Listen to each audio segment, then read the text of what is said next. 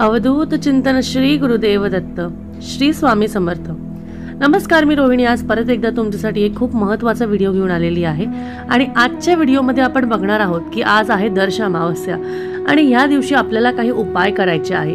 ही जी अमावस्या असते ही महाशिवरात्री नंतरची जी अमावस्या असते ही खूप महत्त्वाची मानली जाते आणि त्याचबरोबर ह्या दिवशी काही उपाय केल्याने आपल्या सर्व मनोकामना पूर्ण होतातच, त्याचबरोबर आपल्याला भलेच लाभ सुद्धा होतात।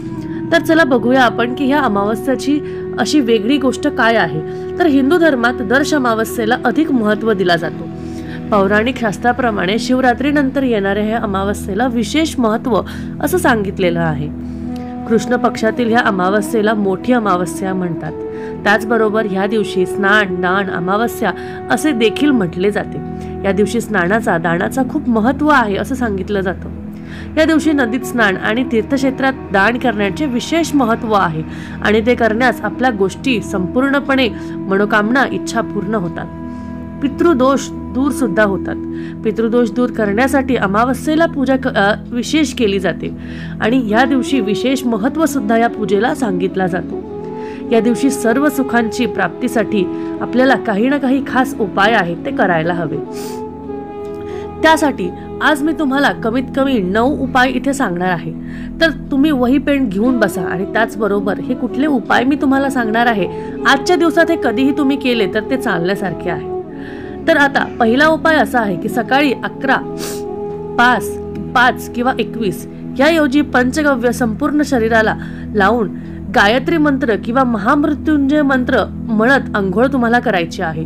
जमल्यास नदी तीरावर अथवा तीर्थक्षेत्री पंचगव्य संपूर्ण अंगाला लावून स्नान केल्यास अतिउत्तम असं सांगितलं जातं। त्याचबरोबर दुसरा उपाय म्हणजे घराच्या व आपल्या सुरक्षिततेसाठी उजव्या हातात पिवळी मोहरी घेऊन 11 वेळा कालभैरवाष्टक व 11 वेळा वेदोक्त वल्गा सुक्त म्हणून घरात सर्वत्र टाकल्याने घराचे वाईट शक्ती करणी भाणामती व इतर सर्व बोधांपासून तुम्हाला संरक्षण मिळते आणि त्याची तुम्हाला कायम सदैव तुमच्या पाठीशी ती गोष्ट राहते आणि त्याचबरोबर देवाचा साथही तुमच्यावर राहतो। त्याचबरोबर तिसरा उपाय म्हणजे अमावस्येच्या दिवशी घराच्या आजूबाजूच्या सर्व देवी देवतांचा हार नारळ खडीसाखर त्यांना ठेवून मानसन्मान त्यांचा करावा, त्यांना विशेष मान द्यावा। चौथा उपाय जो आहे तो म्हणजे अमावस्येच्या दिवशी घरातील आजारी व्यक्ती जर का असेल व कुटुंबातली सर्व व्यक्तींचा घराचा व दुकानाचा नारळ घेऊन त्यावर शेंदूर आणि त्रिशूळ काढून नारळ उतरावा आणि तो घराबाहेर फोडावा आणि तो तसाच बाहेर टाकून द्यावा। तर ह्या दिवशी अमावस्येच्या दिवशी नारळ फोडून म्हणजे दृष्ट सुद्धा काढल्यासारखी होते आणि तुमच्या घरावर काही बाधा असेल तुमच्या घरच्यांवर काही त्रास होत असेल तर त्या सुद्धा निघून जातात। त्याचबरोबर आपल्या घरातील ऑफिसमधील किंवा दुकानातील कोळिष्टके वगैरे काढून व्यवस्थित त्याची साफसफाई तुम्हाला ह्या दिवशी करायची आहे आणि त्याचनंतर पाण्याचा तुमच्याकडे कुठला कळस वगैरे असेल तर त्यातलं सुद्धा तुम्हाला पाणी बदलायचं आहे आणि त्यातले ते जे पाणी आहे ते थोडेसे शिंपडून तुम्हाला ते कुठल्याही झाडाला टाकून द्यायचे आहे। त्याचबरोबर कुठलं जर का पाणी परत तुम्ही ठेवणार असाल तर त्या पाण्यामध्ये मीठ हळद लिंबू गोमूत्र व पंचगव्य टाकून तुम्हाला ते पाण्याने तुम्हाला सगळ्या तुमच्या ठिकाणी जिथे घरात राहताय ऑफिस आहे दुकान आहे व्यवसाय आहे तिथे ते शिंपडून ते स्वच्छ करून घ्यायचं आहे। अशा परीने तुम्हाला अमावस्येच्या दिवशी ही गोष्ट करायची आहे।